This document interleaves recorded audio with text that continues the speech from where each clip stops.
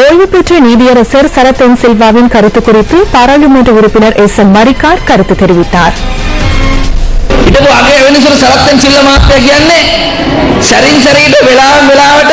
முன்னாள் பிரதம நீதியரசர் சரத் சில்வா நேரத்துக்கு நேரம் நாக்கினை மாற்றுபவர். மஹிந்த ராஜபக்ச எதிரான சுனாமி வழக்கின் தீர்ப்பு புலை என தெரிவித்தார். இதன் பின்னர் 2010ஆம் ஆண்டு சரத் பொன்சேகாவுக்கு உதவி செய்வதற்கு வந்தார். அதன் பின்னர் மஹிந்தவிடம் சென்றுள்ளார். பின்னர் அடுத்த பக்கத்துக்கு வருவார். இப்பொழுது மஹிந்தவுக்கு உதவி புரிகின்றார். முன்னாள் நீதியரசர் என்ற வகையில் வெட்கப்படுகின்றோம். நாங்கள் சிரச ஊடக வலையமைப்பினை உருவாக்க புலிகள் பணம் வழங்கியதாக கூறுகின்றார். சிரச நிறுவனமானது சிங்கப்பூர் டெலிகாம் நிறுவனமும் மகாராஜா நிறுவனமும் இணைந்து தூய்மையான பணத்தில் உருவாக்கியது. இதனால் தான் நாடு முழுவதும் கிராமத்திற்கும் சென்றுள்ளது.